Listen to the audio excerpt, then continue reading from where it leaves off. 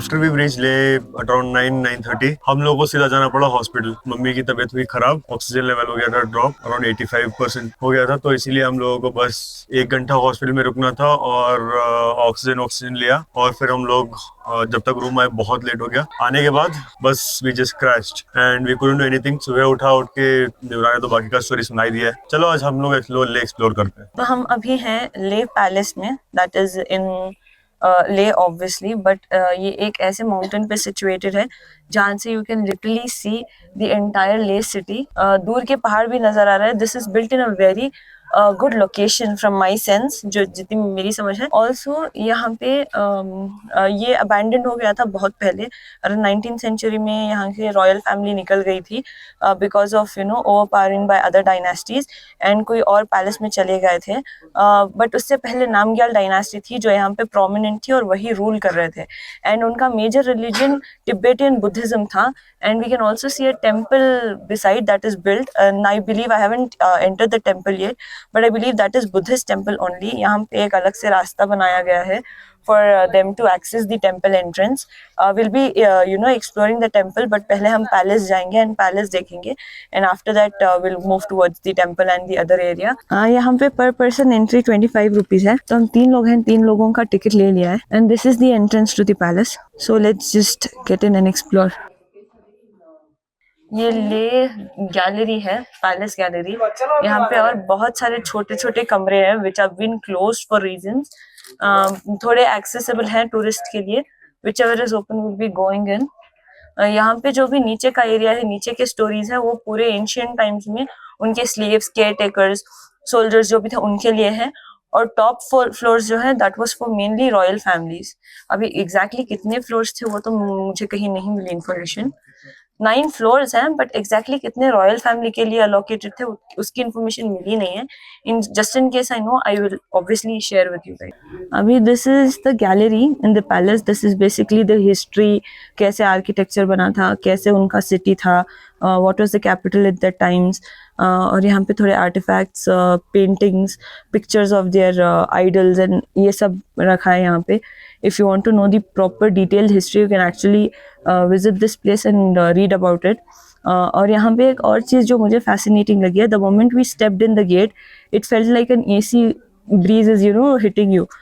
उतना बाहर the sun is literally hitting your face, and the moment you enter there is cool breeze built. I don't know how it is, what architectural genius mind they have used in order to build the palace this way, but obviously यहाँ के season के हिसाब से I believe they've probably used wooden things, because मुझे रास्ते में पता चला कि लकड़ी गर्म रखती है और ठंड में और गर्मी में it keeps you cool. So probably that sense of architectural skill was there in them, and that is why it's built so well. Like I said, यहाँ पे 9 floors है, and I didn't know कि कौन से floor पे क्या utility use होती थी। तो नीचे पता चला मुझे in that same gallery that first and second floors are actually not visible. Those two are only the foundation of the palace, but it is accessible through अभी जो archaeological agency से take care कर रही है, इसका maintenance कर रहे हैं उनके through, and in ancient times the king soldiers and उनके टाइम के caretakers जो भी थे उनके through accessible था for maintenance purposes only. और else first and second floor हम जाके नहीं देख सकते. When it comes to third and fourth floor is as of now it's gallery, but पहले वहाँ पे छोटे छोटे rooms थे that was basically for all the servants, caretakers and जो भी आपका staff होता था royal family का उनके लिए, and so is the fourth floor.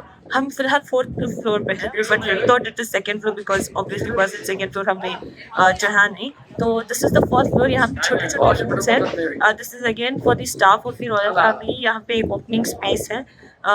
After this the 5th 6th floor is again same staff के लिए होता था। 7th floor पे royal family रहती थी। And when it comes to 8th floor there is a big hall that was kept only for the purpose of ministry meetings, जो भी वहाँ पे obviously royal family के तब royal बैठती थी, बैठक होती थी, and all of those proceedings used to go on. तो 8th floor was a big hall for that purpose, and 9th floor यहाँ के rituals पे के लिए use होता था। यहाँ के royal family like I said followed the Tibetan Buddhism, तो वहाँ वो जो भी बुद्धिस्ट प्रक्रिया, रिचुअल्स, पूजा पाठ जो भी होता था, that used to happen on the 9th floor. And मैंने पढ़ा है, आई हैवंट सीन इट, कि अभी भी वहाँ पे वो रिचुअल्स में इस्तेमाल किए गए ऑब्जेक्ट्स रखे हैं। यहाँ पे एल्टीट्यूड इतना है कि it you know, we actually gasp for air when you are climbing up. So I'm not really sure if we'll be able to make it up to the 9th floor, which is not 9th, which is technically 3 more floors now. But let's see if we can just go until there, click pictures and show you guys whatever is on top. We'll probably show.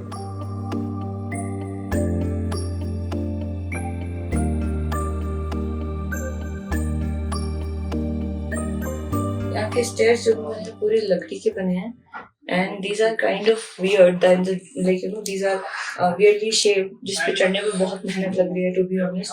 I literally have to lift my leg to entirely, like you know, जितनी मेरी capacity है, to just step one step ऊपर.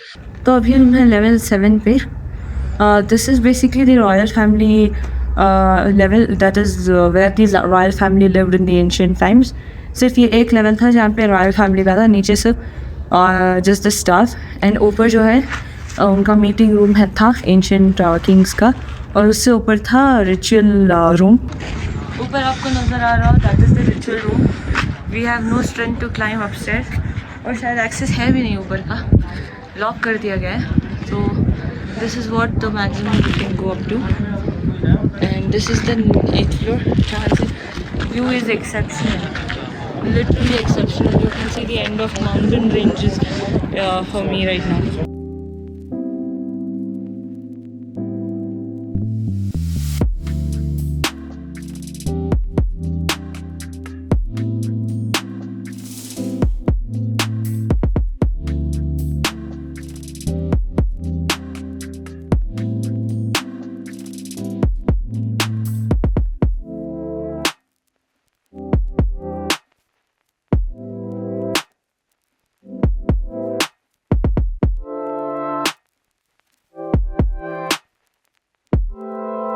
तो हम अभी हैं शांति स्तूपा पे.